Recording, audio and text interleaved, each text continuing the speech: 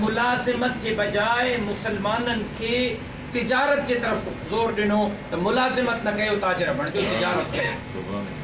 ऐं तव्हांखे हीअ ॻाल्हि ॿुधी करे हैरानगी थींदी, अवां खोड़ सारा बिज़नेस फोरम जा साथी दुनिया जे मुख़्तलिफ़ मुल्कनि में वेंदा आहिनि। हर मुल्क जे एयरपोर्ट ते अव्हांखे ड्यूटी फ्री शॉप मिलंदो, लिखियलु हूंदो आहे ड्यूटी फ्री शॉप। माना हिन एयरपोर्ट तां जेका बि शइ ख़रीद कंदव त हिन मुल्क जी टैक्स अव्हां जे मथां लागू न थींदी। ही टैक्स फ्री शॉप आहे। हितां जेका बि तव्हांखे शइ मिलंदी उहा टैक्स खां मुबर्रा हूंदी।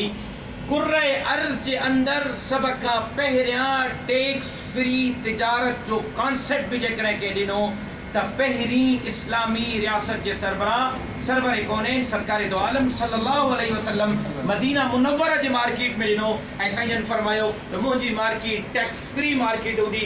यहूदी त टैक्स वठनि था लेकिन सहाबा इकराम टैक्स न वठंदा, बग़ैर टैक्स जे तिजारत कंदा।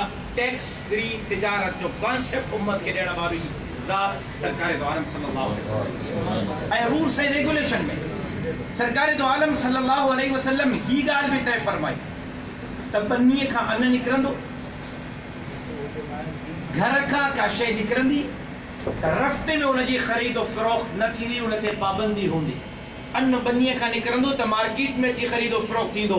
ईअं न हुजे त मार्केट जे ॿाहिरां हिकिड़ो ख़रीद करे ऐं मार्केट जे अंदरि वरी खपाए ऐं उन ते मुनाफ़े ते मुनाफ़ो रखे, मुनाफ़े ते ताकी मुस्लमाननि खे शइ महांगी करे मिले। इन जे करे रस्ते में ख़रीदारी न थींदी, रस्ते ते ख़रीदारी जी पाबंदी है। ऐं उन खां पोइ साईं जन जॾहिं मार्केट जे अंदरि सहाबा इकराम खे दुकान न, तू बेरोज़गार हली आहे, तू बेरोज़गार हली आहे, ईअं सॾे करे दुकान अलाट कया। दुकान ऐं कारोबार अलाट करण खां पोइ सरकार दो आलम सल्लल्लाहु अलैहि वसल्लम फरमायो अत्ताजिरु सदूकुल अमीन मअन नबिय्यीन वस्सिद्दीक़ीन वश्शुहदाई वस्सालिहीन। ॿुधो, ईमानदारीअ सां तिजारत कजो, बेईमानी तिजारत में न कजो।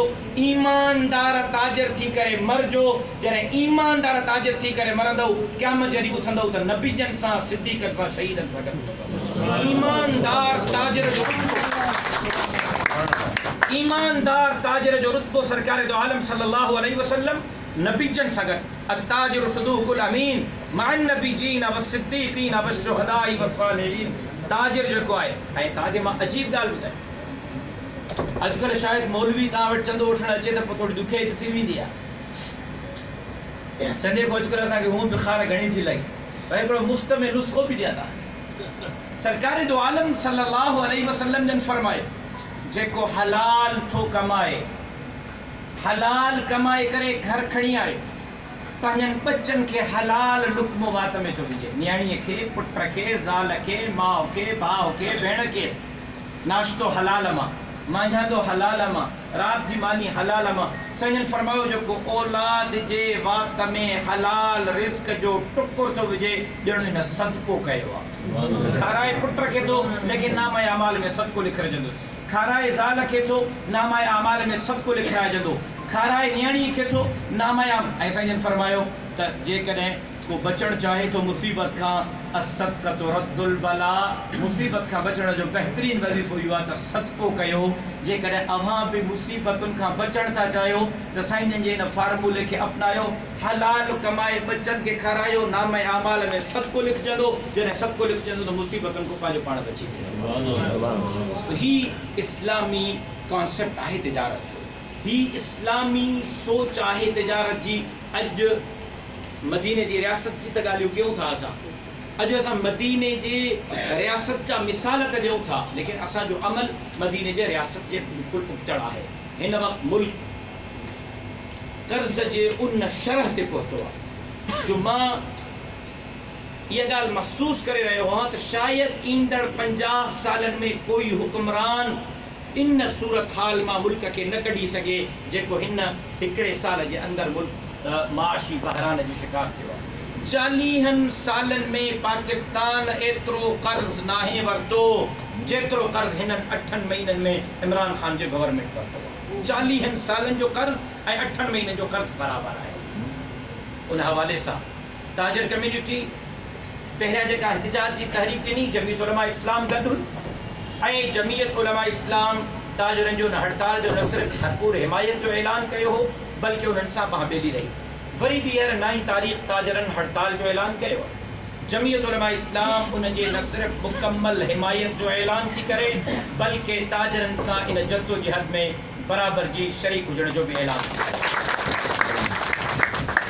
और उस सां गॾोगॾु जमीयत उलमा इस्लाम आज़ादी मार्च जो ऐलान कयो आहे त असां इस्लामाबाद जे तरफ़ आज़ादी मार्च कंदासीं। पहिरियों कोई बहानो न हलियो, इहो बहानो ॾिनो वियो शुरू में मदरसनि जा तालिब मौलवियुनि जे जलसनि में, अरे भाई इहो त तय कयो त मदरसे जो तालिब पाकिस्तान जो शहरी न आहे, इहो त तय कयो त मदरसे जे तालिब पाकिस्तानी शनाख्ती कार्ड होल्डर न आहे, इहो त तय कयो त मदरसे जो शहरी पाकिस्तान जो वोटर न आहे। जेकॾहिं कॉलेज ऐं यूनिवर्सिटी जे तालिब इल्म खे पंहिंजे वोट जे चौकीदारी जो हक़ हासिल आहे, उहो जेकॾहिं वोट कंहिंखे ॾियणु वञे उनजो वोट चोरी थिए त कॉलेज ऐं यूनिवर्सिटी जे नौजवान खे पंहिंजे वोट जी चौकीदारी जे लाइ एहतिजाज जो हक़ आहे, त मदरसे जे तालिब इल्म खे बि पंहिंजे वोट जी चौकीदारी जो ओतिरो ई हक़ हासिल आहे, उहो पंहिंजे वोट जी चौकीदारी करे। इहो कार्ड न हलियो।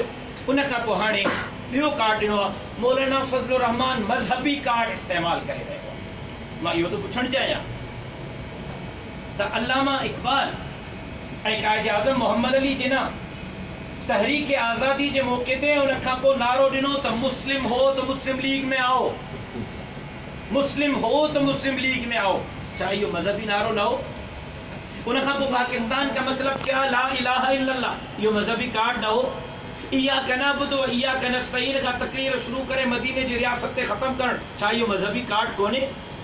जेकॾहिं आईन पाकिस्तान थो चवे त हिन मुल्क जे अंदरि कोई कानून क़ुरान सुन्नत जे मनाफ़ी न ठहंदो, आईन पाकिस्तान थो चवे त हिन मुल्क जे अंदरि इस्लामी आइडियोलॉजी खे तहफ़ुज़ हासिल हूंदो। ऐं इस्लामी आइडियोलॉजी छा आहे? इस्लामी आइडियोलॉजी इहा आहे जेको मां पोएं हफ़्ते घोटकी मंदर ते पहुतुसि, इहा इस्लामी आइडियोलॉजी आहे। इस्लामी आइडियोलॉजी छा आहे? जेको मां डॉक्टर निमरता जे घर पहुतुसि, इहा इस्लामी आइडियोलॉजी आहे। इस्लाम थो चए त तव्हांजे पाड़े में, तव्हांजे रइयत में, तव्हांजे मौजूदगीअ में को गैर मुस्लिम थो रहे त उन गैर मुस्लिम जी जान माल इज़त ऐं आबरू जी हिफ़ाज़त मुस्लमान जे ज़िम्मे आहे। मां मंदर ते वञी करे कंहिंजे मथां थोरो नाहे कयो, कंहिं हिंदू जे मथां थोरो नाहे कयो, मां पंहिंजो ईमानी फ़र्ज़ पूरे करण जी कोशिशि कई आहे। ऐं अक़लियती भाइरनि खे मां बार बार चयो आहे, तव्हां पंहिंजो पाण खे निहत्ता ऐं अकेलो ऐं तनहा महसूस न कयो। जमीयत उलमा असां गॾु आहे, जाते सॾींदव राशिद महमूद सूमर खे पंहिंजो ॿांह मिली सघंदो, तव्हां सां गॾु बीठल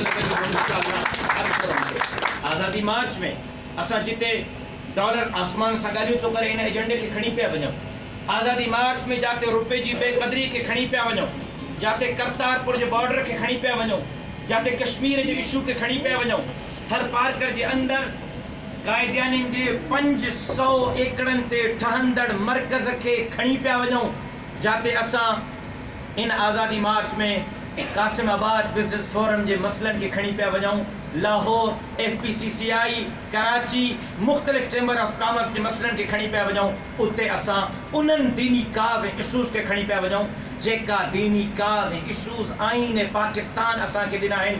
आईन खां ॿाहिरि कंहिं बि क़िस्म जो कोई क़दम न खणंदासीं। आईन पाकिस्तान जे हुदूद में रही करे इस्लाम जी बि चौकीदारी कंदासीं, पाकिस्तान जी बि चौकीदारी कंदासीं, सिंध जी बि चौकीदारी। मां जमीयत उलमा इस्लाम जे मरकज़ी अमीर मौलाना फज़लुर रहमान साहब जे तरफ़ां पूरी सूबाई जमात जे तरफ़ां कासिमाबाद बिज़नेस फोरम जे तमाम दोस्तनि खे दावत भी ॾेई रहियो आहियां त इन आज़ादी मार्च में कासिमाबाद बिज़नेस फोरम असां सां गॾिजी करे निकिरे, ताकि गॾिजी करे हिन धरतीअ जी बि चौकीदारी कयूं, मुल्क जी बि चौकीदारी कयूं, मुल्क के माशी बहराननि मां कढण जे लाइ पंहिंजो किरदारु अदा कयूं। हिननि 8 महीननि में तव्हांखे ॿुधी करे हैरानगी थींदी, हिन चयो हो त मां 1 करोड़ नौकरियूं ॾींदुमि, 10 लख नौजवान बेरोज़गार थिया आहिनि, 10 लख हिननि 8 महीननि में। हुनजा सभु फिगर्स असां वटि मौजूदु आहिनि। अचो त गॾिजी करे उन्हनि बेरोज़गार नौजवाननि जो केस पे विढ़ूं, बिज़नेस फोरमनि जो केस पे विढ़ूं, मुल्क जे अंदरूनी ऐं बैरूनी ही हुकुमरान इन लाइक़ ई न आहिनि त कश्मीर जो केस ॿुधी सघनि, ही हुकुमरान इन लाइक़ ई न आहिनि त मुल्क जे माशी मसइलनि खे हल करे सघनि। मां कासिमाबाद बिज़नेस फोरम खां इहा उम्मीद रखंदुसि जीअं जमीयत उलमा इस्लाम हर फोरम ते तव्हांजी बांह मिली रही आहे। क़ासिमाबाद बिज़नेस फोरम भी मुल्क के कास जे लाइ, सिंध जे लाइ, सिंधियुनि जे लाइ, पाकिस्तान जे लाइ, पाकिस्तान जे लाइ जमीयत उलमा इस्लाम सां आज़ादी मार्च में शाना बशाना हूंदो। अल्लाह तबारक व तआला तव्हां असांजी अॼु जी गैदरिंग खे पंहिंजे बारगाह में मंज़ूर मक़बूल फरमाए।